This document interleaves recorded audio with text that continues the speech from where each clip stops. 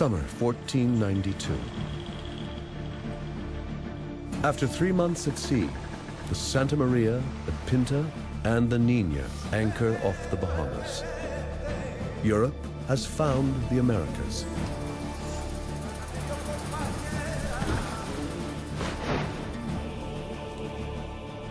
Next comes conquest and colonization by settlers who remake America in their image.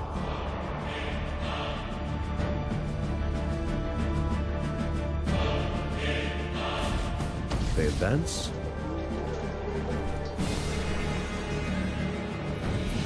and destroy. But there is another story about the animals and plants they bring here.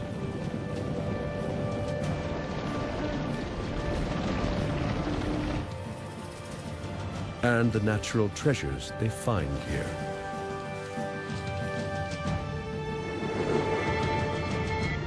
And how the Americas are completely transformed. It all began 500 years ago.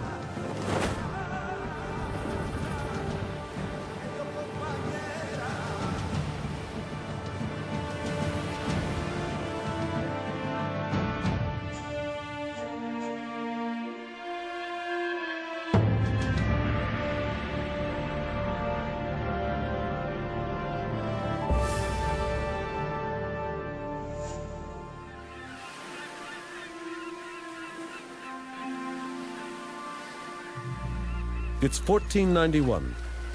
A year from now, Christopher Columbus will set foot on this quiet beach. What's here before he arrives is a world of unbelievable natural wealth.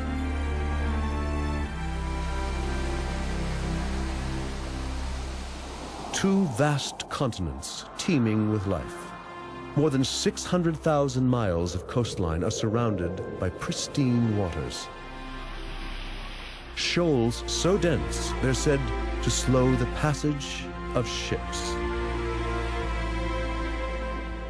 Countless species number in the tens of millions.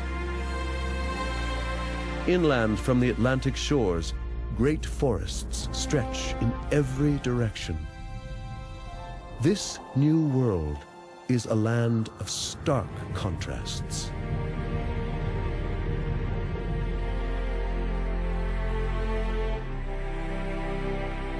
From the lush jungles of South America to the glaciers of the Arctic North and the Great Plains of the Midwest, where gigantic herds thunder across North America, there is room for caribou,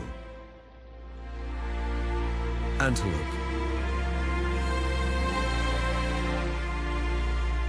bison, and the giant grizzly.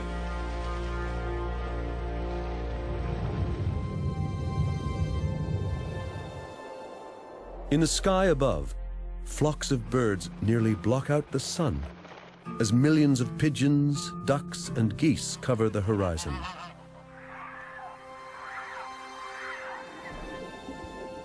No one in Europe has dared imagine the magnificent bounty that exists on the other side of the Atlantic Ocean.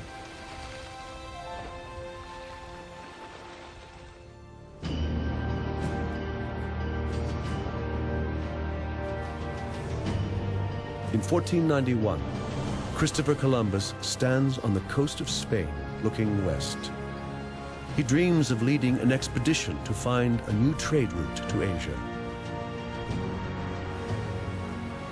Success will mean glory and riches for himself and the Spanish monarchy.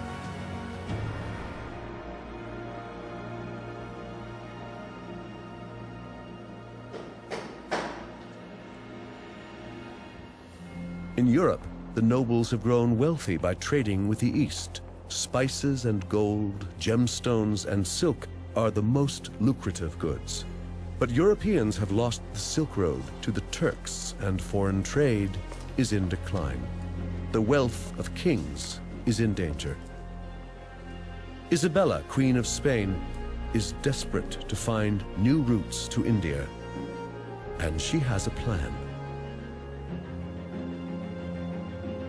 Isabella is the most powerful woman in Europe, a continent of expanding horizons filled with competitive and inventive souls.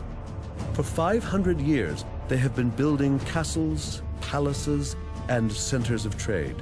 Kings and popes have raised armies to fight each other and their enemies on Europe's borders. Nowhere else are rivalries so intense, gold fevers so widespread, religious fervor and business expertise as tightly wound as in Europe in 1491. Ideas are moving forward. Curiosity and the thirst for power pushes Europe's limits.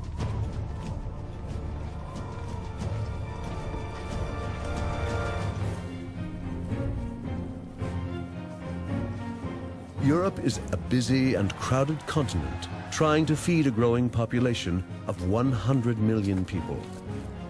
Natural resources are already exploited as land becomes scarce and overworked. Most of the peasants are farmers, working land that belongs to someone else, owned by the nobles or the church. Their main diet is bread and porridge, both made from harvesting grains. They plant rye or wheat in winter, oats or barley in the spring. And every third year, the field lies fallow to regenerate.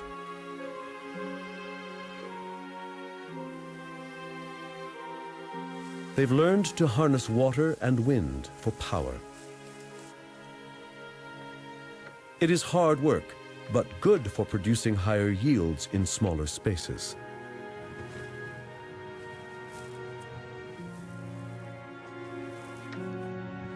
This agricultural revolution allows the European population to grow.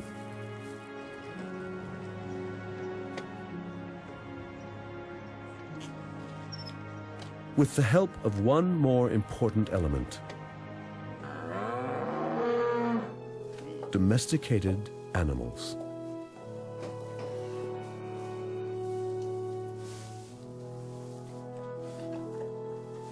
Horses pull plows. Cattle provide meat, fur, and hides. The pig is a main source of meat and leather.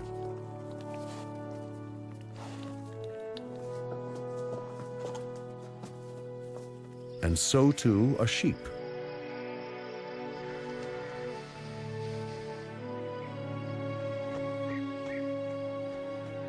And mules can pull a cart. Cows also give them milk, butter, and cheese.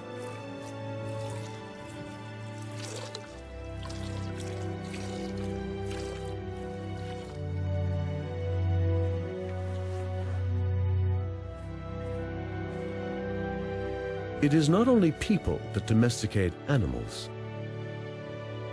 The Big Five, horses, cattle, goats, pigs, and sheep, domesticate the European landscape. They contribute to Europe's overcrowded conditions. In 1491, the Americas, too, are a crowded and prosperous place, but in a very different way. The Andes cradled a vast empire ruled by powerful god kings. Mesoamerica is densely populated and home to the most impressive civilizations on the continent. The Atlantic coast is filled with smaller villages and fields. And along the great rivers, great cities are built around monumental plazas. It is an ancient world, inhabited by 100 million people. Hunters and gatherers, fishermen and farmers, kings, slaves, and soldiers. Down among the trees, where the Missouri, Illinois, and Mississippi rivers merge, lies one of the largest civilizations on the continent. The native Mississippians are mound builders, occupying a vast region from the Great Lakes in the north to Florida in the south. The first explorers thought these great mounds were natural, carved by retreating glaciers. Now we know that they are the centerpieces of cities. Cities like Cahokia. Busy trading posts of earth and wood, with populations of up to thousands of people. No one knows what they called themselves or what language they spoke. But we know why they were successful. These Mississippians are farmers. Their staple crop is fuel for the ever-growing population. It is a plant native to the Americas, unknown to the rest of the world.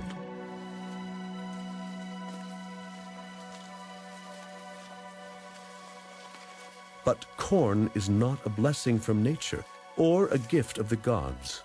This crop is the outcome of man's first feat of genetic engineering.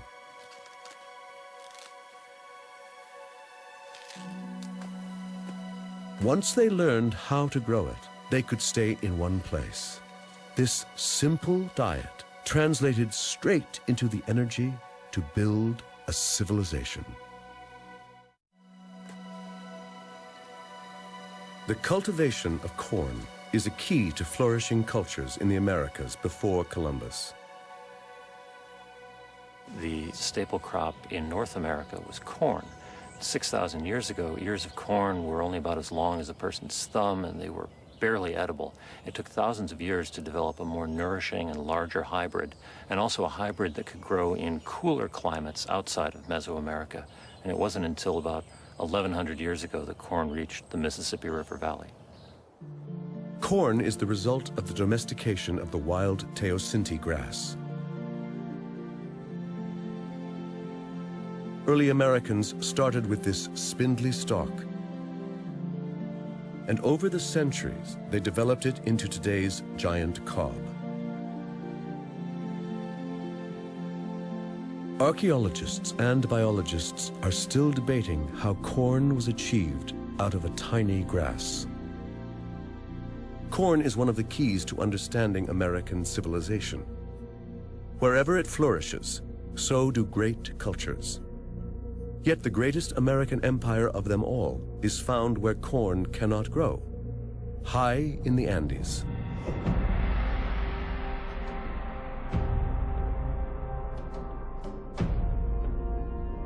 The Inca Empire stretches nearly 2,500 miles down the west coast of South America. Inca build palaces, storehouses, and castles in the tall mountains.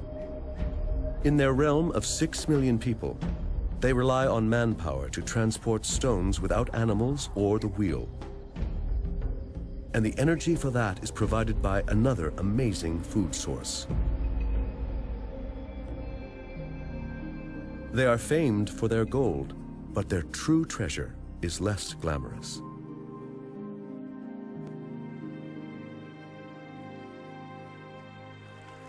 A tuber native to the Americas and unknown in Europe. Cultivated here some 8,000 years ago in the region around Lake Titicaca, in today's Peru and Bolivia, 12,500 feet up. What is now a staple food in Europe was an American invention.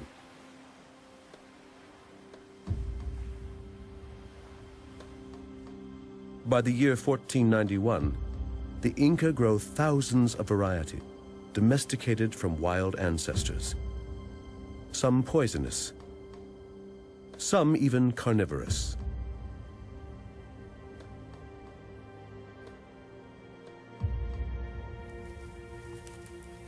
They preserve the tuber by mashing them into a substance called chuño. After harvest, potatoes are spread on straw and left out to freeze at night. During the day, they are exposed to the sun. Trampling them eliminates water and allows them to dry. Chuño can be stored for 10 years providing excellent insurance against possible crop failures.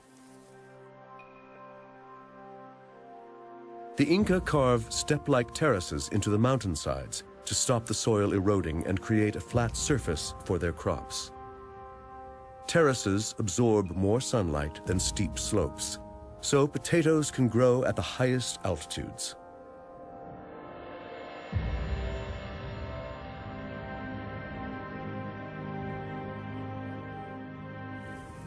And all this is achieved by manpower alone, using wooden tools.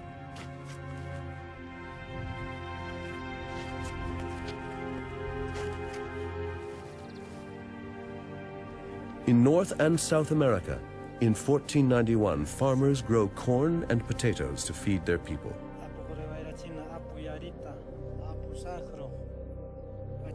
They have none of the domesticated animals that benefit Europe. For Inca farmers in the Andes, their chief source of meat and transporting goods is the llama.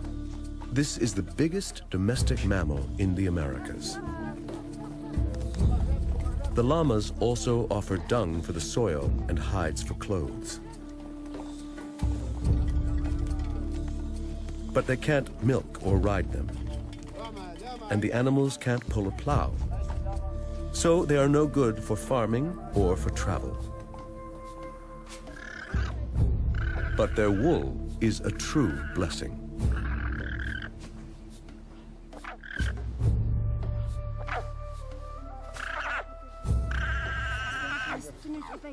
It is warmer and lighter than sheep's wool, and produces a greater yield.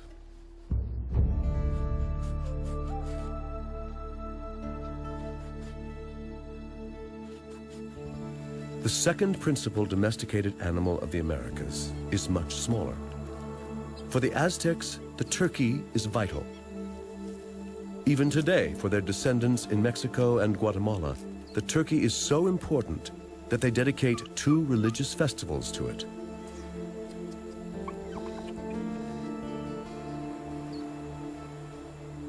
Native Americans have such few domesticated animals because the biggest native mammals in the Americas died out long ago.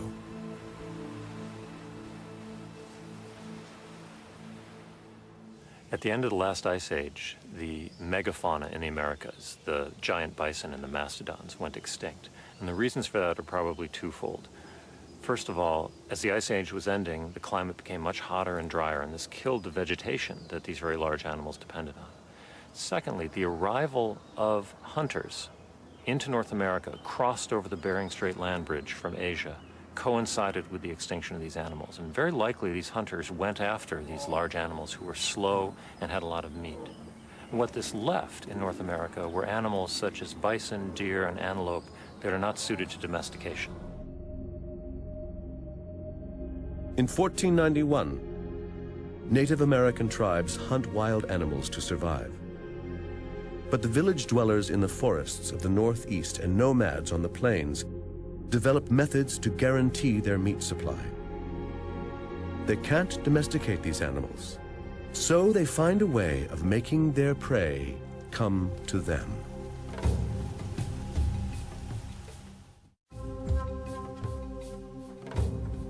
In the years before Columbus, Native Americans noticed that grass grows better after being burned by lightning strikes. So they start to burn the prairies and plains themselves. Many tribes use this technique, including the Sioux, Cheyenne, Comanche, Shoshone, and the Blackfeet.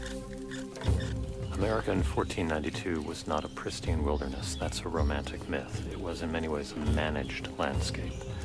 Natives regularly burned the forests and the prairie in order to attract game. Not only does burning create lush grassland, it keeps the forest open and makes hunting easier.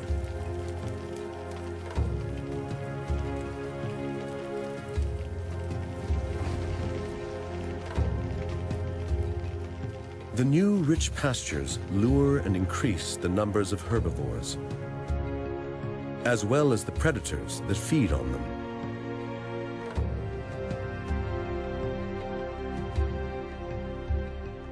They domesticate the land in order to attract wild animals. Nomadic Central Plain Indians are able to lure the biggest mammals in the Americas. The bison. Wherever they roam, bison are the main source of food and clothing, and of tools made from their bones.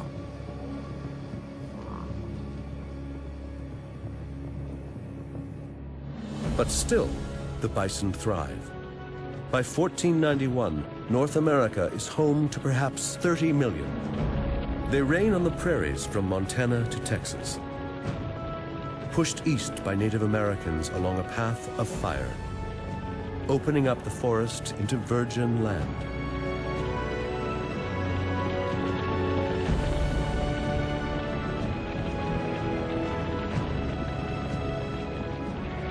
The bison gain a new habitat, far beyond their original range.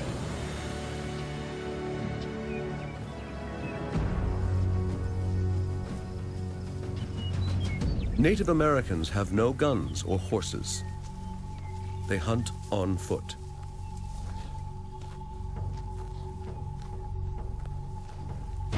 They dress in hides to get as close as possible, and hunt with the bow and arrow or spears, all made of wood and leather, bone and stone.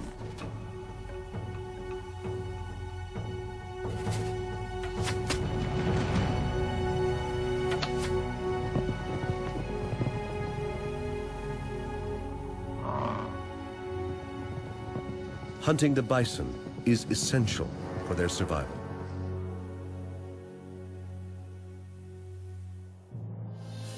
In Europe, hunting is no longer about survival. Noblemen hunt for sport, for pleasure and prestige.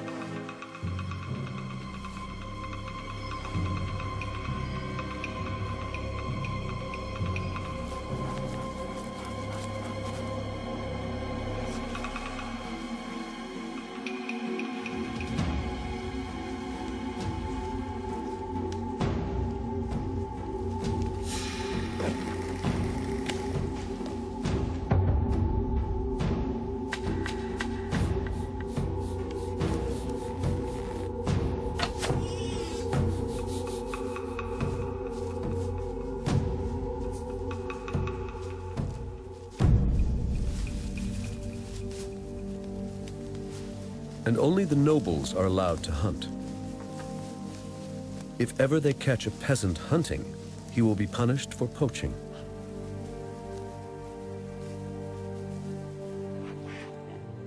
Unlike in America, there's no room here for an abundance of wildlife, for endless herds.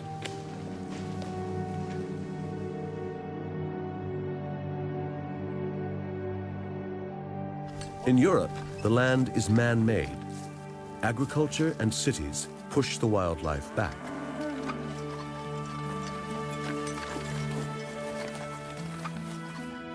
Untamed land is now a rarity. But they have one other major food source. Fish have long been cheap and abundant for every social class in Europe. Christianity, the common religion all over Europe in 1491, approves of fish. Eating meat is banned on more than 100 days a year. The demand for fish is huge.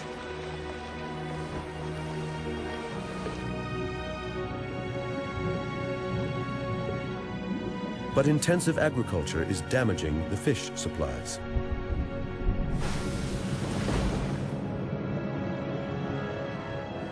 Once unlimited, supplies in Europe are dwindling fast.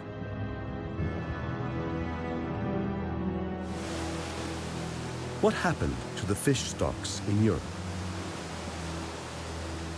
As people started to grow crops and cut back the wild woods, this released huge amounts of sediment into the watercourses, which changed them from being fast, clear-flowing rivers and streams into slow, turbid rivers and streams. And the freshwater fish found a problem with this. particularly migratory species that came up from the sea to spawn in rivers, animals like salmon and sturgeon.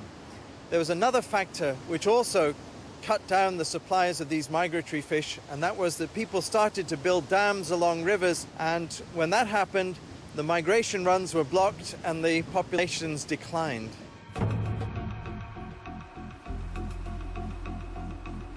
When supplies of fish dwindle in their polluted lakes and rivers, they turn to the sea. For the first time, they set up large-scale sea fishing.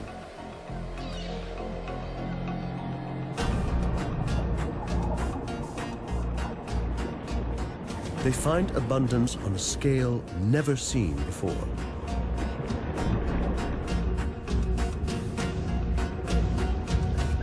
And they exploit it.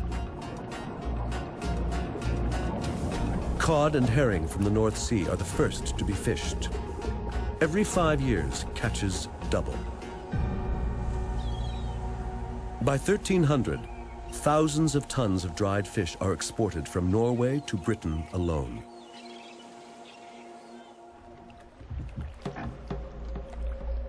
But this is 1491.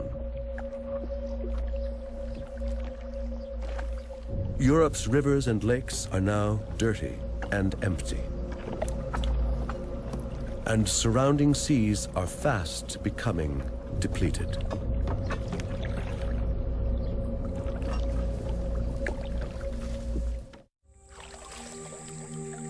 In the Americas before Columbus, fishing is not an industry.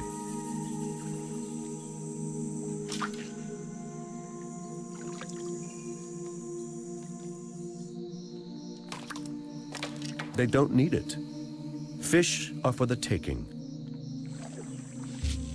Their rivers are not used for power and are not affected by farming.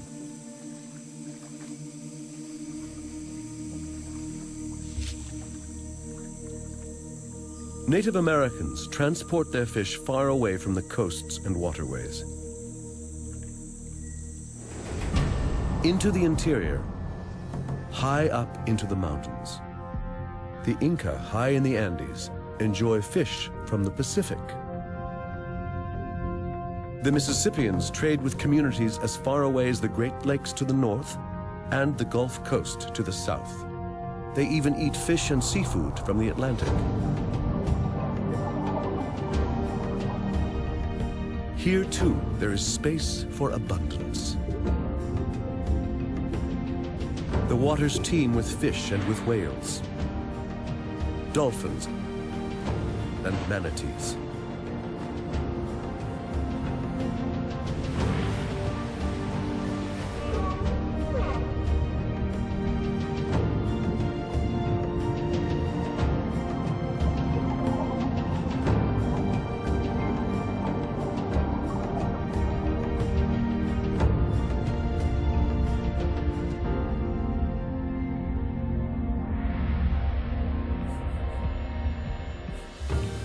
Wherever Native Americans trawl their nets, they find a bounty of thousands of different species.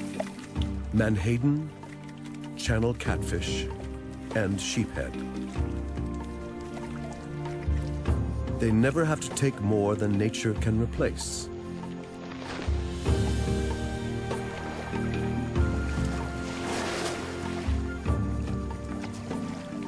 North and South America appear to be a primitive, untamed paradise.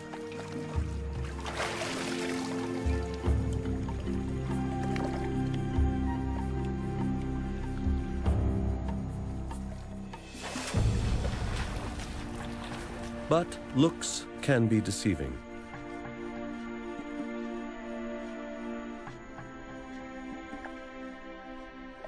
The greatest numbers of freshwater fish live in the Amazon, the largest river in the Americas, and the most voluminous in the world. To our eyes, the Amazon rainforest is an almost untouched Garden of Eden. But it was once a very different place than what we know today. When the jungle was cleared in the 20th century for agricultural purposes, people found the remains of a sophisticated civilization that once managed this landscape.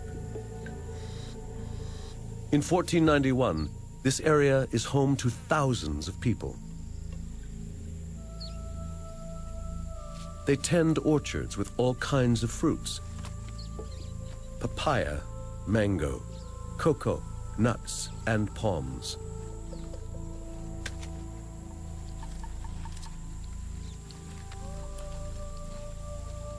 They speak many different languages and live in many different social systems.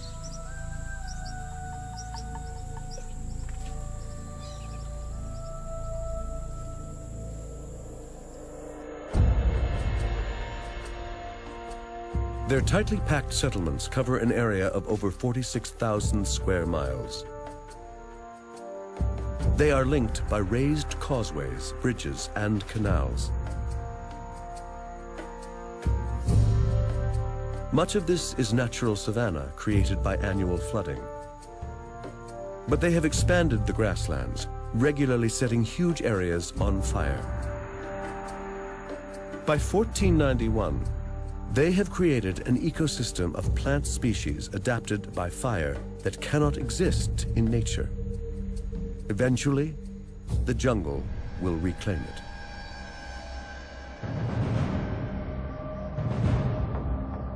Further north, in what is now New Mexico, another grand civilization has already come and gone. It flourished in a place that today looks like no humans could ever have lived there. The Chaco Canyon. There is almost no vegetation, no water, and no animals to be seen. And it was already like this in 1491.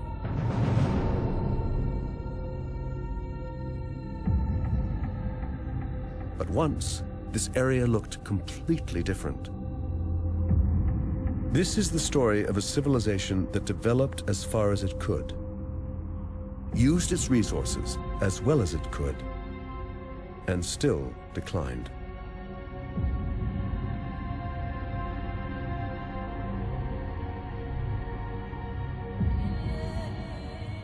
Chaco Canyon was once covered with lush vegetation and forests of pine and juniper. The fertile area was home to the Anasazi.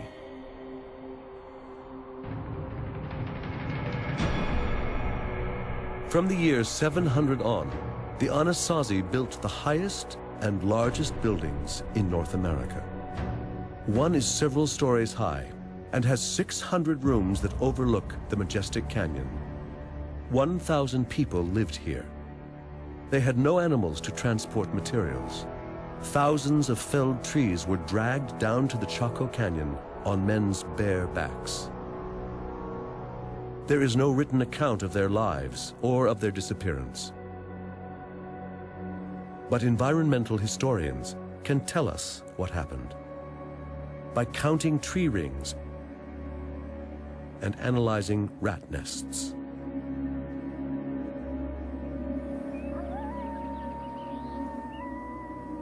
Nathan English of the University of Arizona spends much time in the canyon looking for traces of the ancient nests.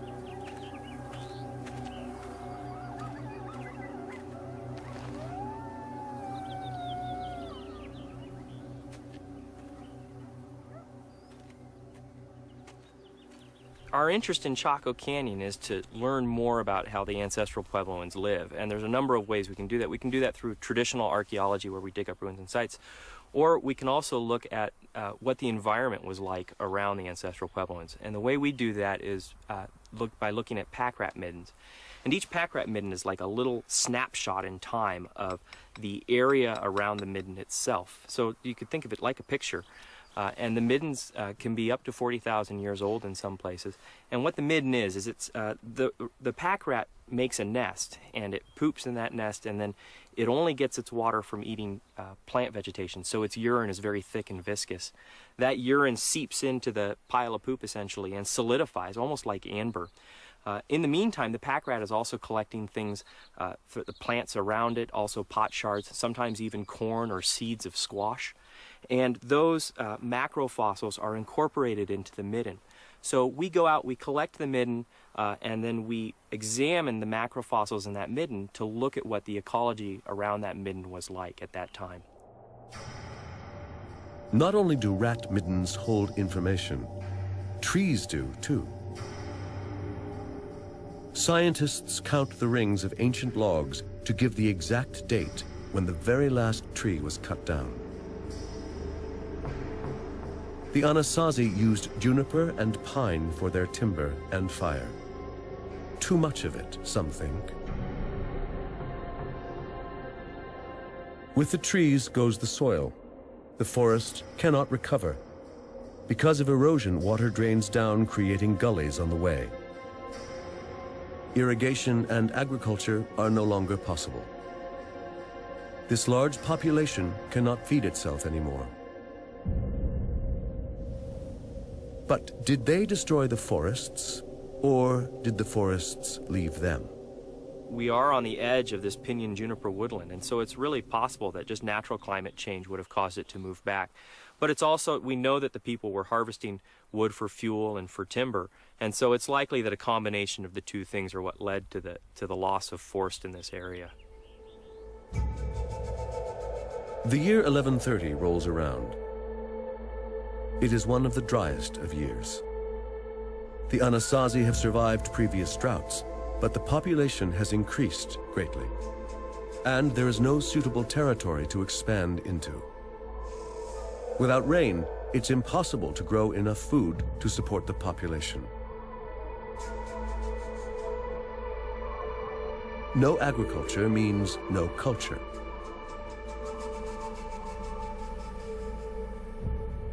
The Chaco Canyon is abandoned.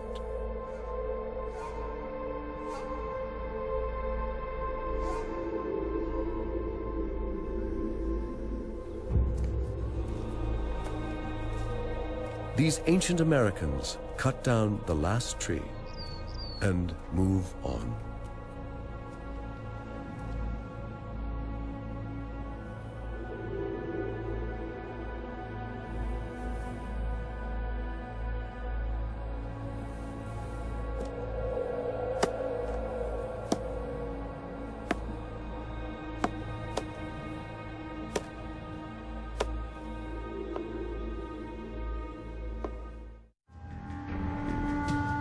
Over in Europe in 1491, they are cutting down the forests rapidly.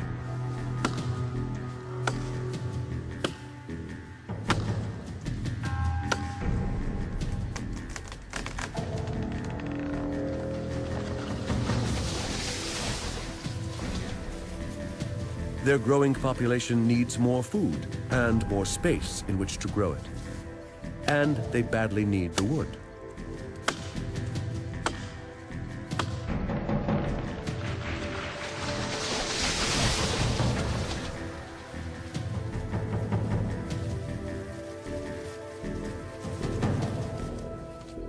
They have the tools.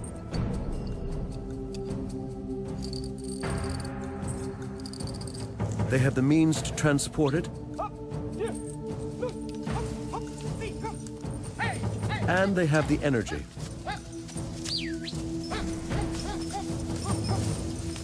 But they're beginning to run out of space and time. Only wood can help them to move forward.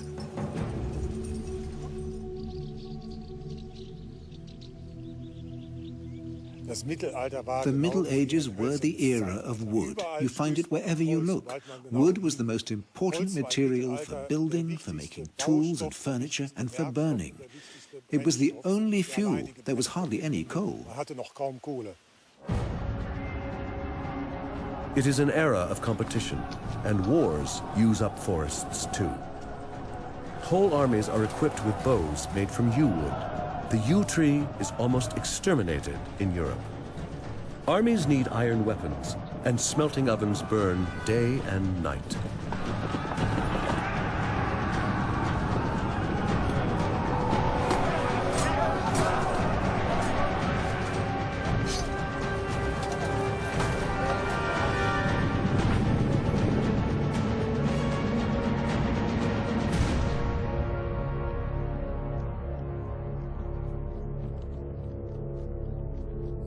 At the same time, whole forests are used to satisfy another European craving: for magnificent buildings.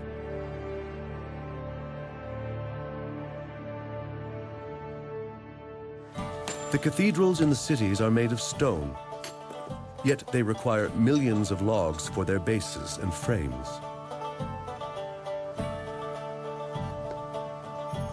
Larches are needed for roof supports. Solid logs of oak, alder, and elm are sunk into the ground to create foundations. Wood is indispensable for pillars and ceilings, posts and roof panels, axe handles and cartwheels.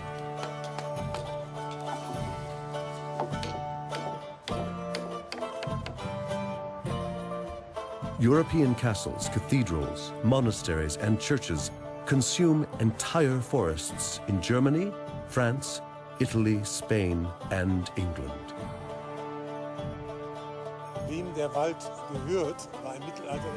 No wonder that all the great social and economic struggles in the Middle Ages are fought in the forests, around the forests, and about the forests. In this competition for timber, those who have money make the rules, and the money is now in the cities. Perhaps the richest city of all is Venice. It's built on wood, literally. Piles sunk into the mud to create the platform on which the great stone facades can float. But behind all this is commerce and a great maritime republic. The goods that are bought and sold are transported in wooden galleons. Venice has denuded the forests all around them to build its fleet.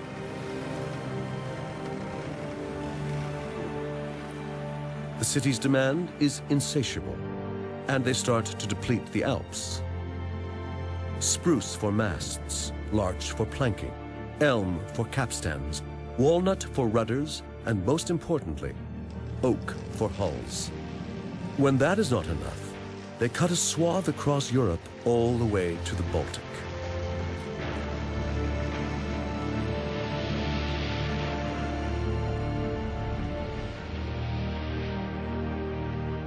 The Europeans have exploited their natural resources, leaving a continent where there are few fish in their rivers and less timber in their forests. Their towns are crowded with people, and they don't know what to do with them.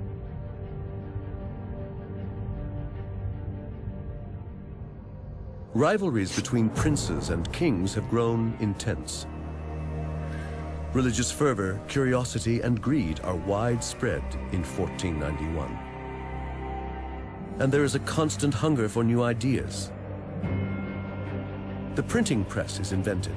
Books and ideas spread.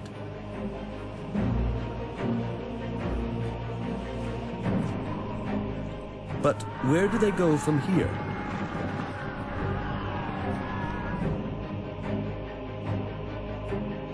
Where can all this raw energy be channeled?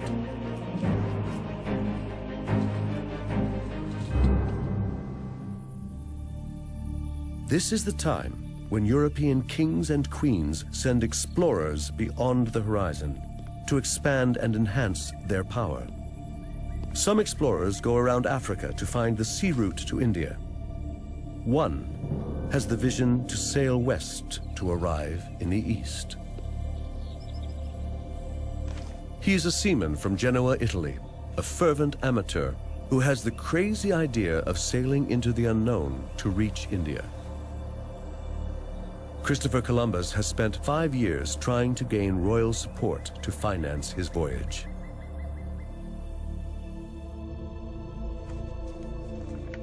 Isabella, Queen of Spain, finally agrees. What does the Spanish crown have to lose? It doesn't cost much to finance 3 ships. Spain has so much to gain from a shortcut to India: treasures, trade, and land.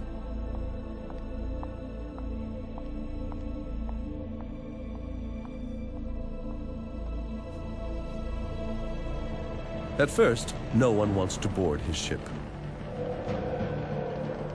Finally, he drags together a motley crew of 87 men. Many are illiterates, petty criminals, even murderers, who choose probable death at sea in preference to the gallows.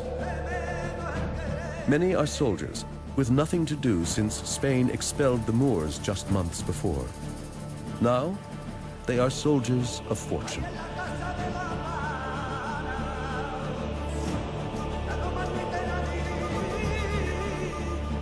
With his band of desperados, Christopher Columbus sets sail from the port of Seville. It is the summer of 1492. He promises the Queen that his expedition will be a success. And in a matter of weeks, he will change the course of history.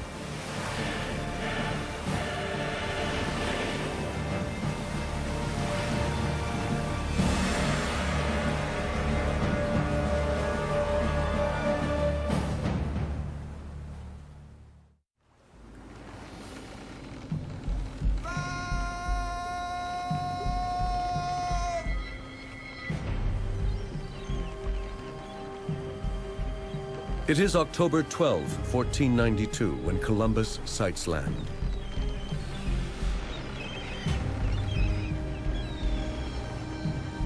I saw neither sheep nor goats nor any other beast. All the trees were as different from ours as day from night, and so the herbage, the rocks, and all things. 3 Spanish ships sail west for 3 months in search of India. Then finally they arrive, 87 men, among them conquistadors, pig farmers, murderers. But this is not Asia. It is an island in the Caribbean. They have no idea that they have come to a new world.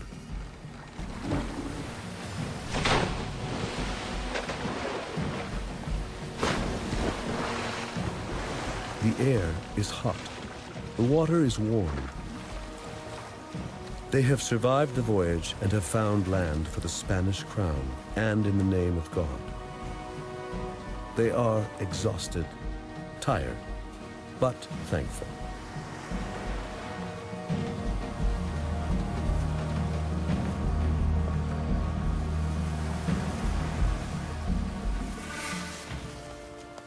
What land is this? Where are the ports, the cities, the ships and traders they expected? The natives have seen many people arrive from the sea, other tribes, but no one like this.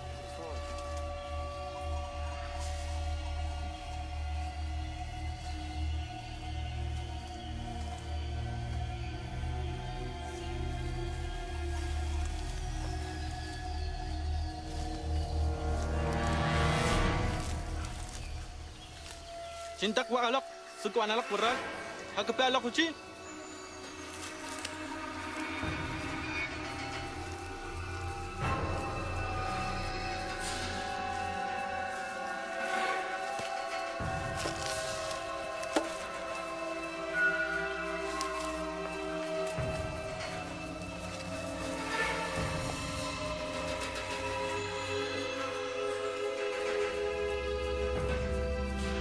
They will both soon discover that this is just the beginning. Columbus and his men stay for 3 months in the Bahamas and have no idea that they're on the edge of 2 great continents, about 10 times bigger than Europe.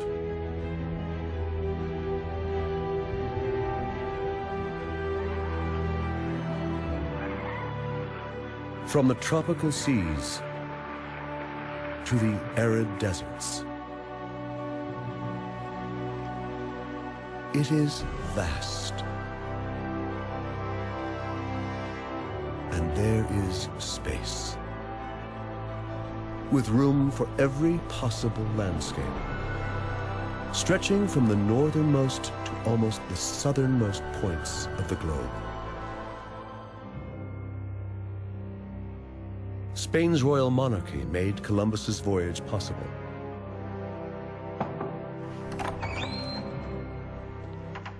It is 1493, and they've waited eagerly for 7 months to learn of his discoveries. Upon his return, he delivers the news in a report to Queen Isabella.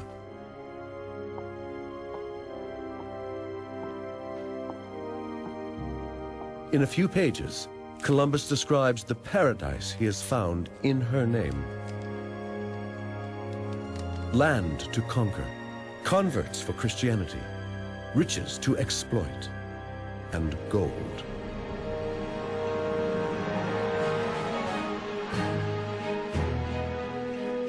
In Europe, no news stays local for long. Traders, armies, and pilgrims carry news across the continent in weeks. Columbus's letter is translated, copied, and becomes a bestseller.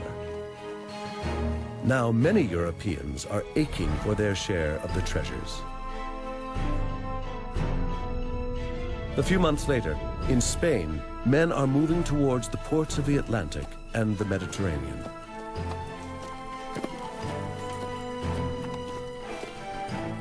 Men who have no land and no work. They cross the barren Spanish regions that offer little to live off. Desperados with nothing to lose. Men in need of a job, and the Queen needs them. Anyone can come along. Anyone can be a conquistador. Even a pig farmer can win glory and riches in faraway lands.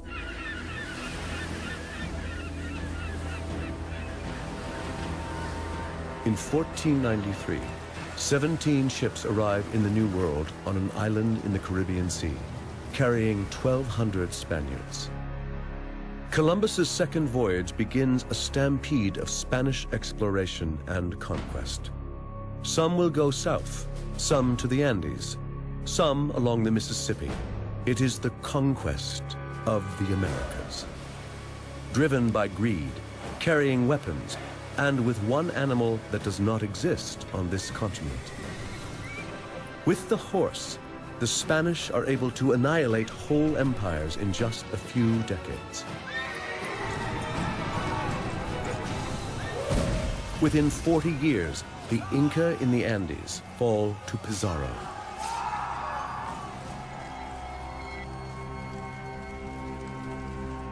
And the Aztecs in Central America to Cortez.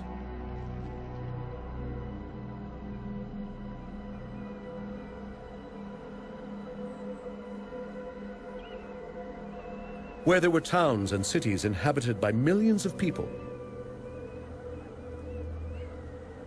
the Spaniards leave only ruins.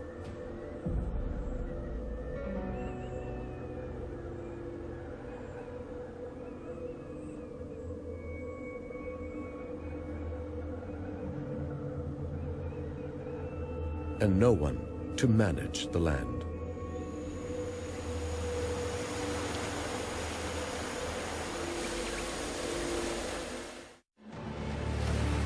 Spanish explorers invade the Americas and bring with them the horse. First brought to the Caribbean islands, these animals reproduce and spread in the New World as fast as the wind.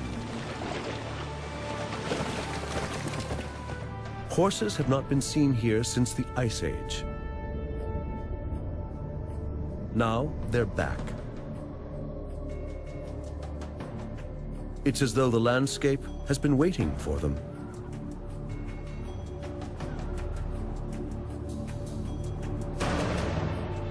Once ashore, a few horses run wild. A new breed evolves, which soon takes over North America. The Mustang.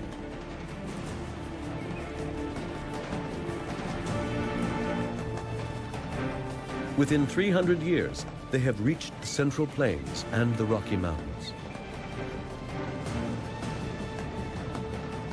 At the end of the 18th century, the Mustang makes it as far as Canada.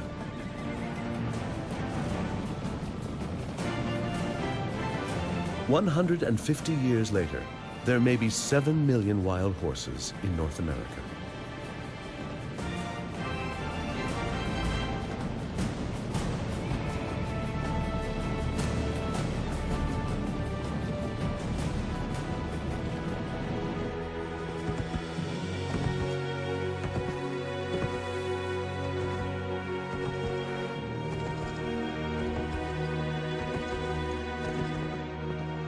For the nomadic tribes like the Blackfoot, Cheyenne, Sioux, and Comanche in the Central Plains, these wild horses are a blessing.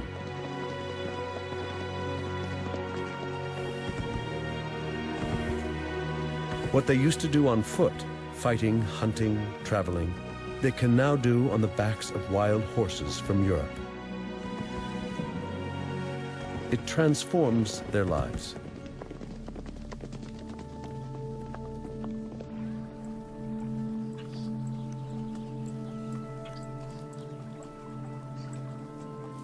This old world animal becomes a symbol of their native culture.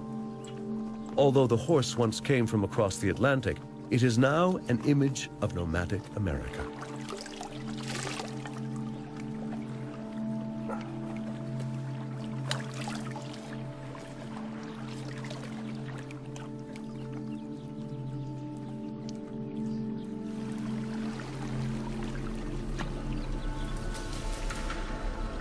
As soon as the conquistadors have conquered South and Central America, one of them heads north.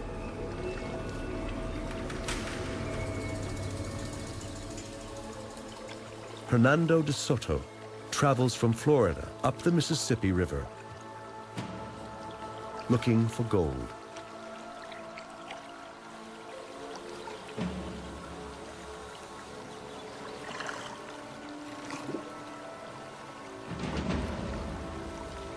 The Spaniards leave death in their wake, and something else they bring along to keep them alive.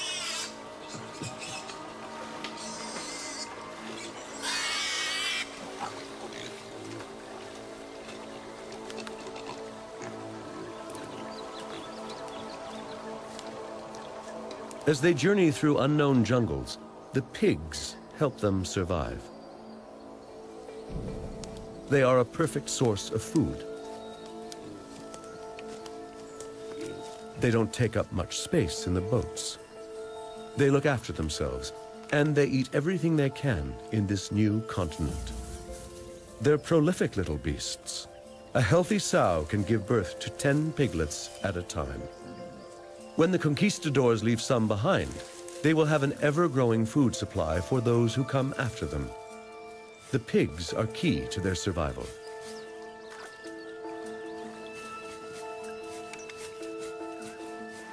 But to Native Americans, they're a curse.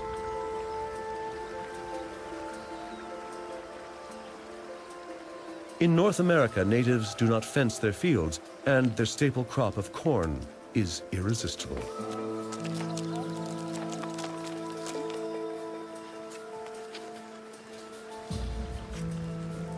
There is no evidence that Native Americans know how to fight this plague of pigs.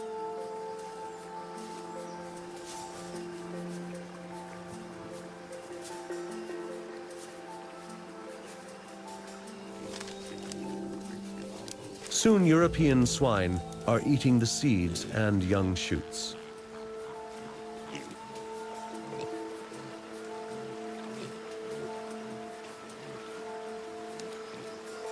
Only a few generations after running wild, the animal becomes very different from the typical farm pig. It grows tusks and gets bigger and aggressive. What began with a few pigs becomes a daily nightmare for the Native Americans.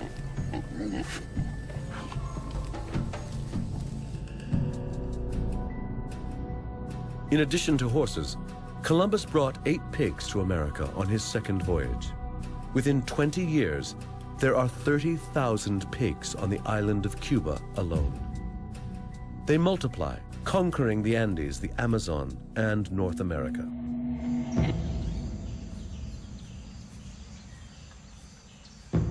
But the Spaniard, his horse, and his pig would never have been so successful in the conquest of the New World without a hidden passenger.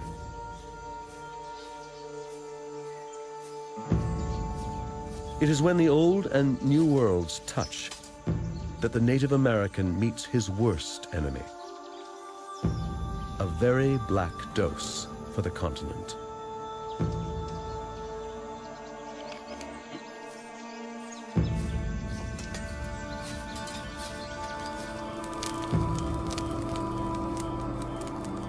A Spanish missionary reports, an epidemic broke out, a sickness of pustules. Large bumps spread on people. Some were entirely covered, on the face, the head, the chest. They lay in their dwellings and sleeping places, no longer able to move or stir. The pustules caused great desolation. Very many people died of them, and many starved to death. No one took care of others any longer.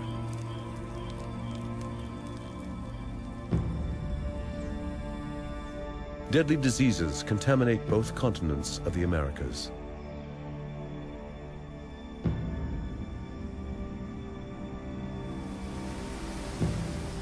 For the natives, writes a chronicler, they are near all dead of the smallpox.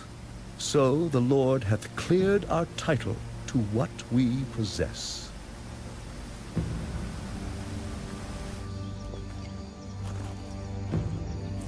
To this day, scientists are still working to identify these diseases, to trace their paths, and count the dead.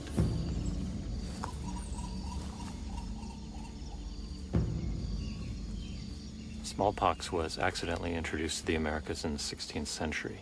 The smallpox virus is very hardy. In blankets that are used by smallpox victims, the scabs can live for weeks carrying the virus. And smallpox can also pass from host to host on board a transatlantic vessel until it reaches the Americas.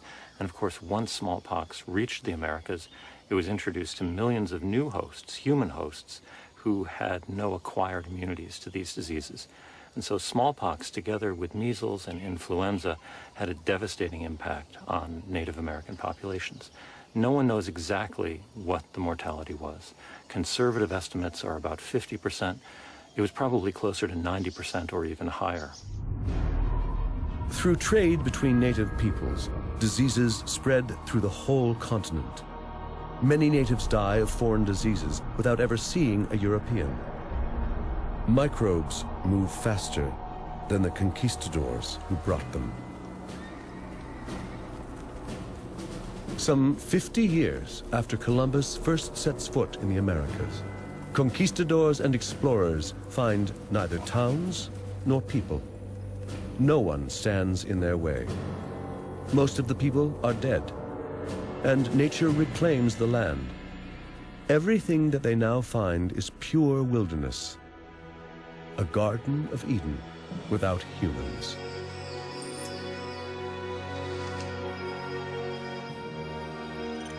A 1,000 different kinds of birds and beasts of the forest, which have never been known, neither in shape nor name, and whereof there is no mention made, neither among the Latins nor Greeks nor any other nations of the world, reports a Spanish missionary. It may be God hath made a new creation of beast.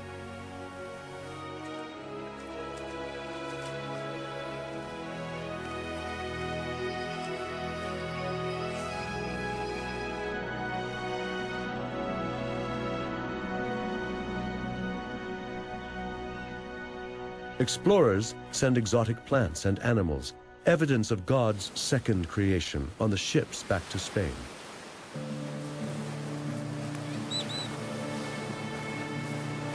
Hombres, cargad. Corn, El ave al frente. chili, and pumpkins. Domesticated in the New World, unknown in Europe. Tomatoes and potatoes.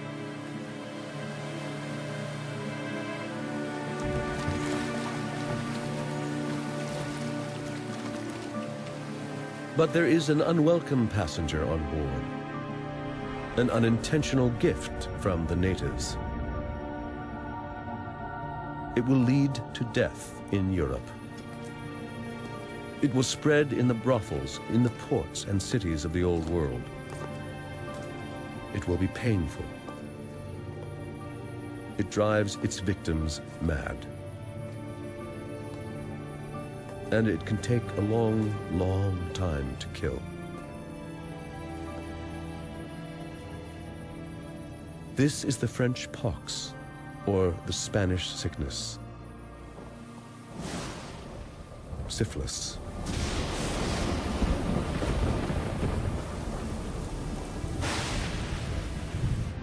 Europeans have no idea that this disease came from America, where more and more are aching to go. In the 17th century, a new wave of people heads to the New World, the settlers. England has defeated Spain to become a new European superpower. The English crown sets out to claim its share.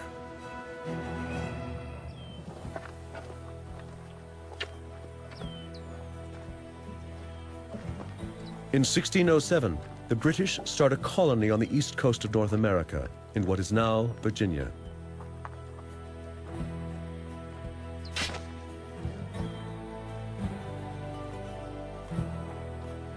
They name it Jamestown, after their king.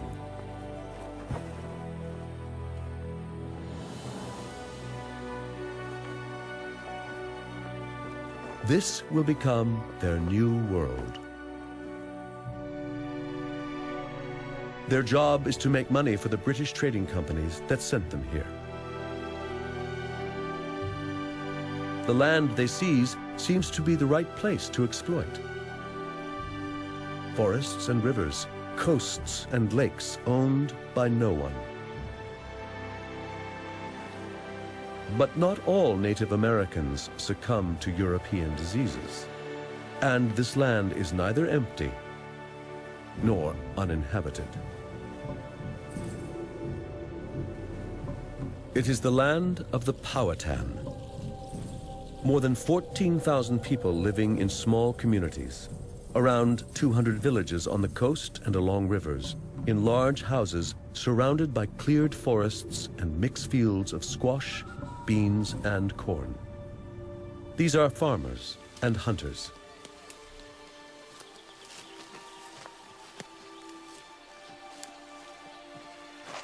There is no gold, no silver that settlers dream of. Just the land and its people.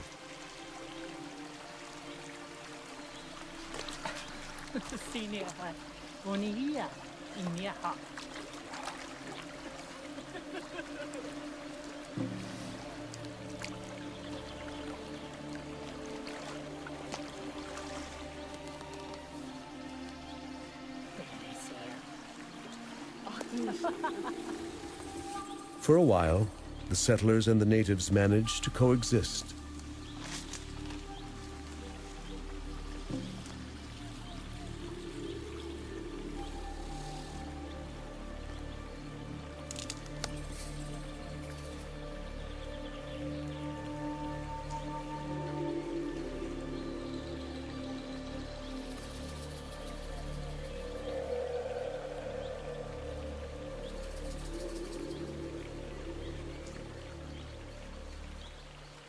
This land is rich with resources that Europe lacks.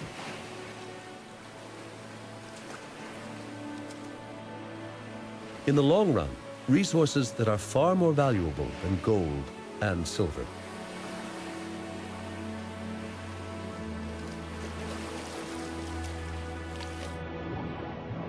And there's more than enough for everyone.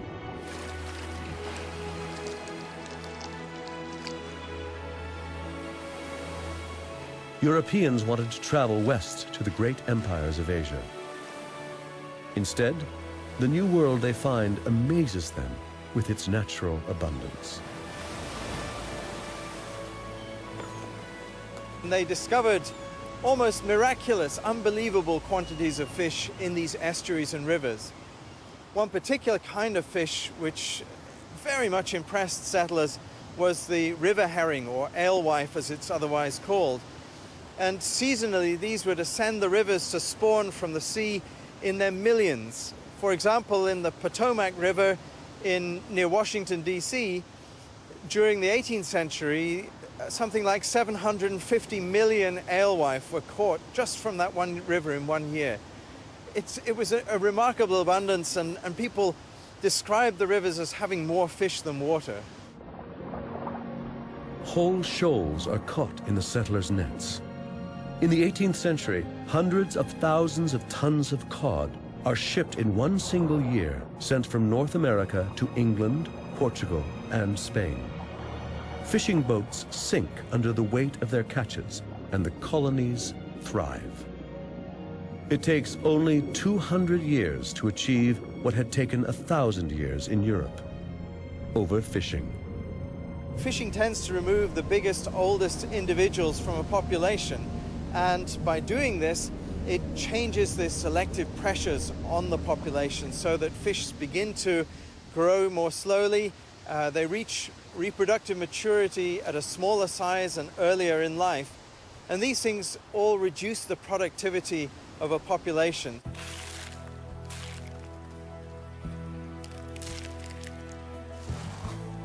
Fish are salted, packed, and sent home for money.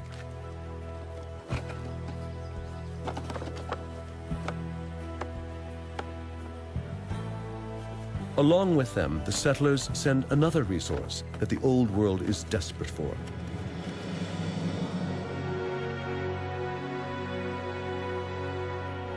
it is said that there are trees as far as the eye can see, such that a squirrel starting off at the Atlantic coast need never touch the ground till he got to Georgia. This is so different from the Europe they left behind.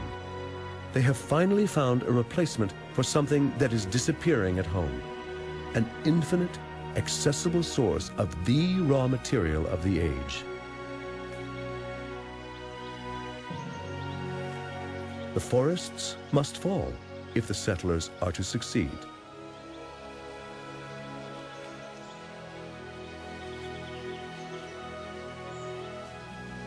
From now on, the trees are doomed. When the first settlers arrived in the New World, they found forests like they had never seen in Europe. Endless forests with huge trees.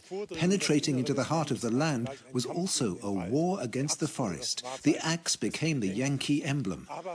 At the same time, forests were the great resource the land had to offer. You could make plenty of money exporting timber.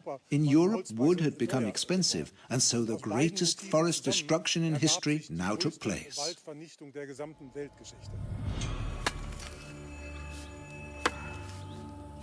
The clearing of forests that seem to belong to no one and cost nothing goes so far that by the late 17th century, many areas of the Caribbean and Atlantic islands are completely bald.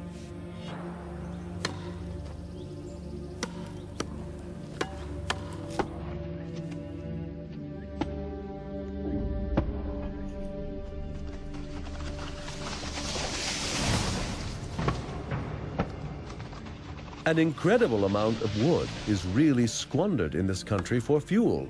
Day and night all winter, for nearly half a year in all rooms, a fire is kept going, observes a European traveler.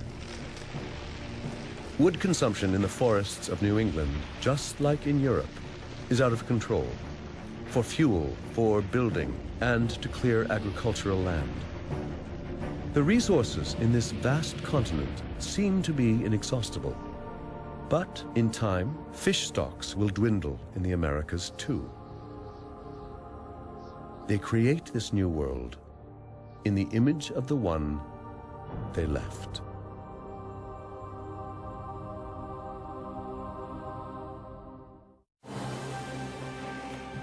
Europeans change America by what they take away, but they change this continent even more by what they bring with them.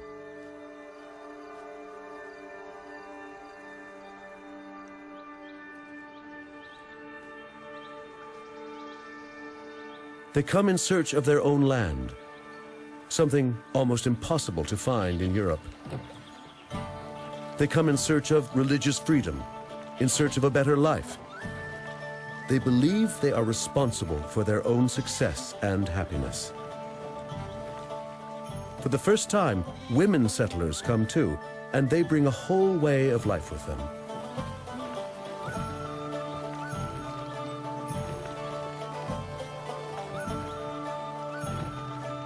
They bring animals and plants that are all new to the American continent.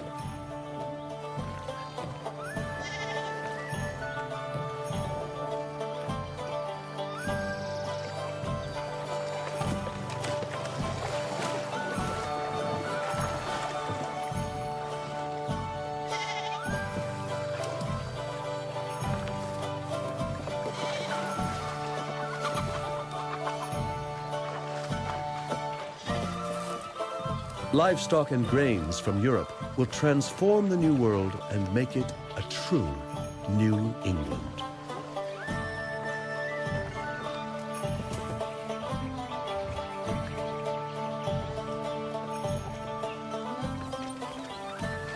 With the newly imported plow, they will leave little land untilled.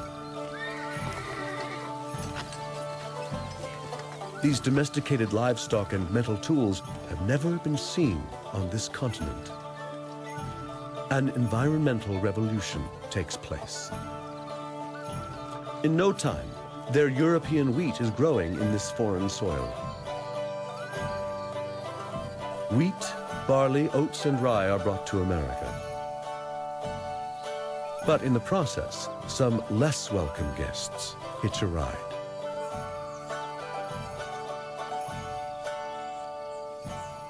Europeans introduced crops such as wheat to the Americas, but in the bags of seed that they brought with them to the Americas, they also brought along seeds for weeds, dandelions, other kinds of weeds, and these are everywhere in the Americas now.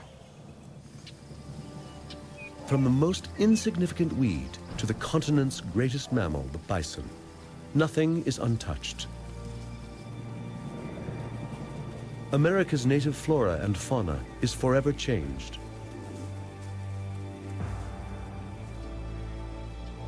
Where the bison once reigned, cattle soon roam. To the settlers' delight, their livestock multiplies more quickly here than it did in Europe. In a few hundred years, European cows eat away the American grass and trample the soil, deposit their excrement, and distribute the seeds of the weeds.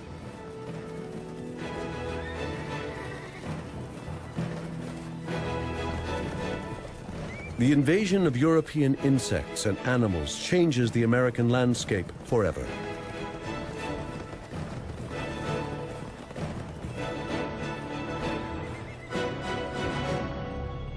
Horses, pigs, sheep, goats, chickens, and huge herds of cattle take over North and South America.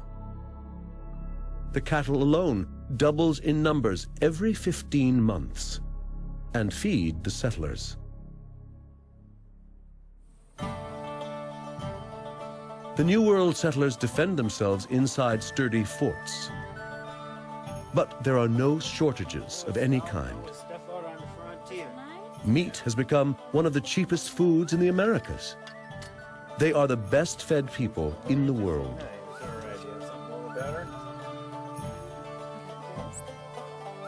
Boys, you're going to want a shot of rum. This is fresh rum from... Hides are in great demand in America as well as in Europe.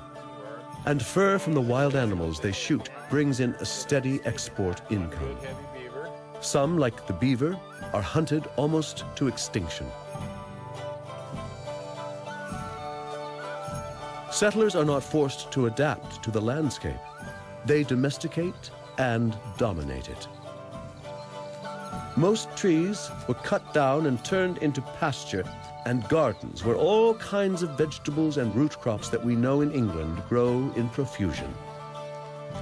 They replace the trees they have cut down with their own trees. Europeans bring peaches, pears, and plums. They bring figs, olives, and bananas.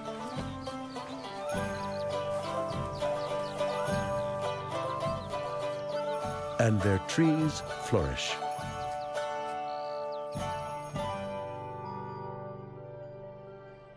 They never know how lucky they are.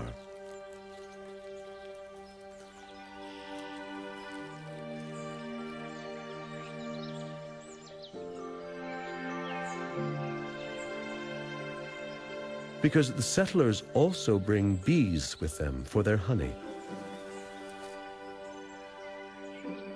The Native American bee pollinates only a few species, but European honeybees can live almost everywhere and pollinate any plant in sight.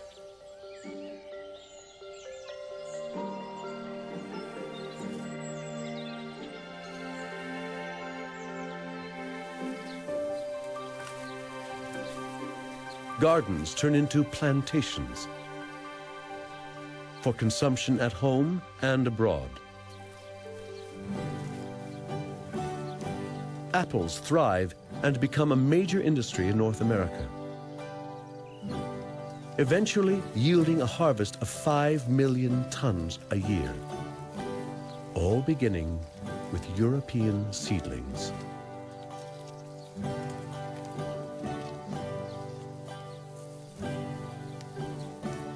This is biological imperialism in full swing.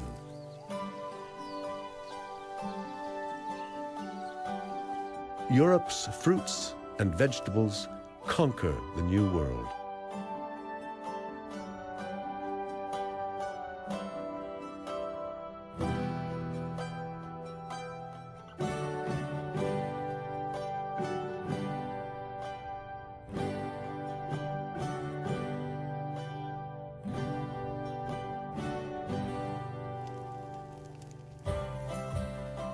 But it is also an exchange. It is the Columbian exchange. European kitchens may not see native meat from America, bison or llama, but New World vegetables make a big impact.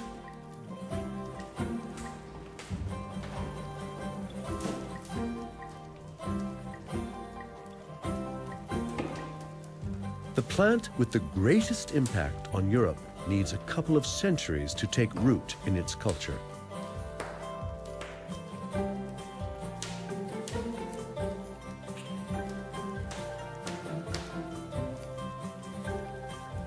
This tuber is insipid and mealy. It cannot be classed among the agreeable foodstuffs, but it furnishes abundant and rather wholesome nutrition to men who are content to be nourished. It is justly regarded as flatulent, but what are winds to the vigorous organs of peasants and laborers? Wrote Diderot in his encyclopedia in the 18th century.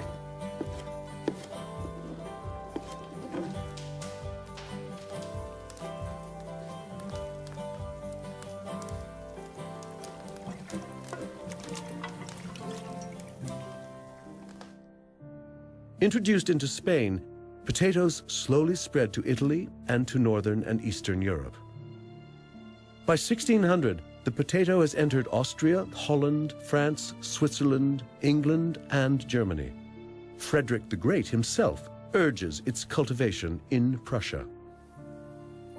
But it is the Irish who adopt the potato with open arms. They have a limited food supply, and grain grown here has often been destroyed or burned as the result of war. But the potato, safely underground, survives these hardships. In 100 years, the Irish population more than doubles.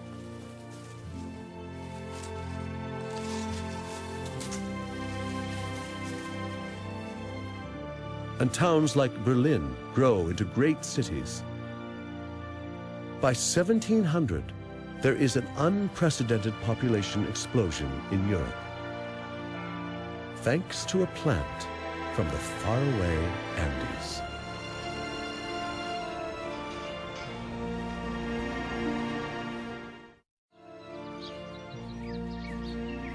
Only one domestic animal from the New World sets foot in Europe: the turkey. Turkey and a few vegetables enhance the European diet, but otherwise, their life is relatively unchanged. So why was the Columbian Exchange so one-sided? Why did it go primarily in one direction from Europe to America? With the exception of things like potatoes and potato blight, why was Europe not overtaken by American plants and animals? It's difficult to say why something did not happen, but you have to remember that the ecological invasion was a cooperative enterprise, disease and plants and animals working together. And Europe remained densely populated. It didn't have diseases depopulate its people. And so you didn't have niches open up for livestock to graze and then weeds to take over the areas that livestock had overgrazed and trampled. So without that critical part, it worked in one direction primarily.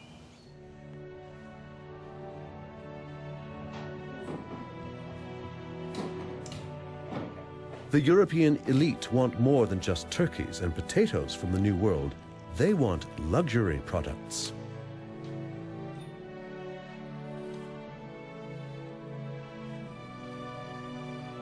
Sugar and tobacco meet the requirements of the upper class.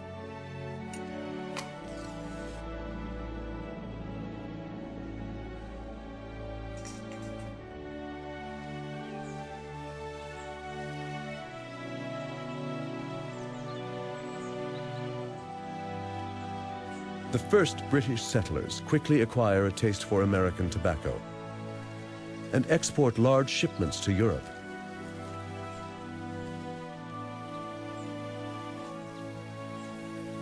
To satisfy such high demand, settlers build immense plantations.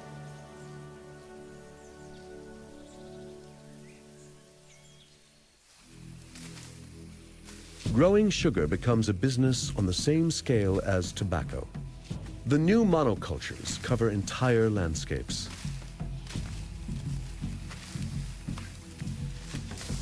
For this sole purpose, some 10 million Africans are transported to America, enslaved to cultivate luxury items for Americans and Europeans.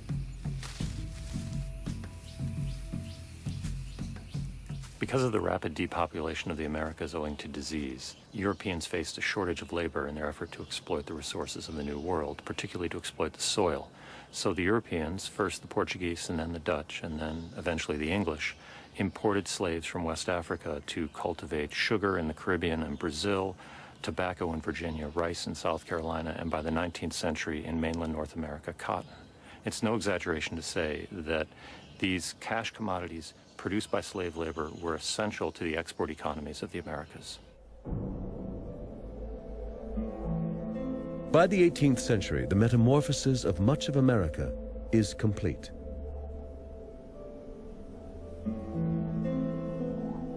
New Spain and New England are fully established.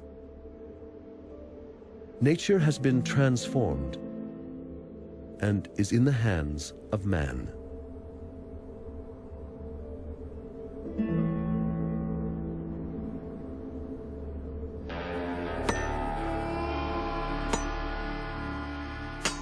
Now pioneers are heading west.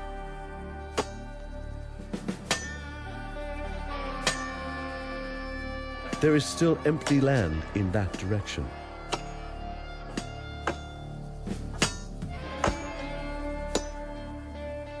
They will complete what was begun in the east.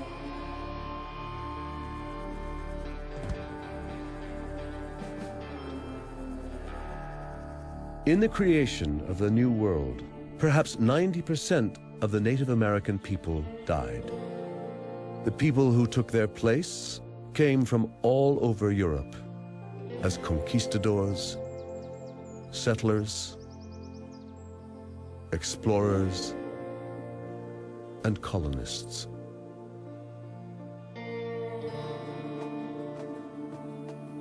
And they came from Africa as slaves. But it was the transfer of animals and plants from Europe to the Americas that really made the creation of the New World possible.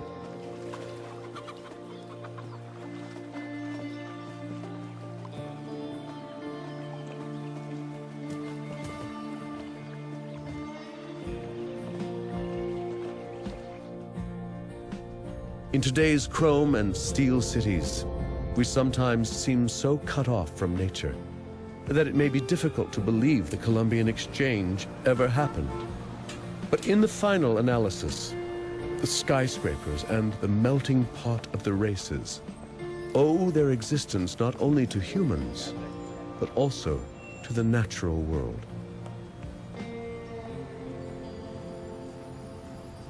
People came to the Americas for many reasons. Some came to make money, some came for religious freedom, some came involuntarily as slaves.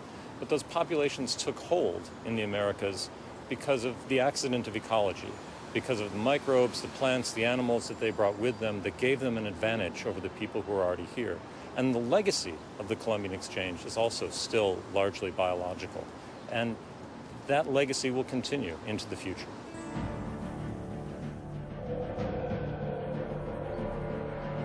It all began 500 years ago. Columbus had a vision. And 3 ships set out in a quest for India and found the New World.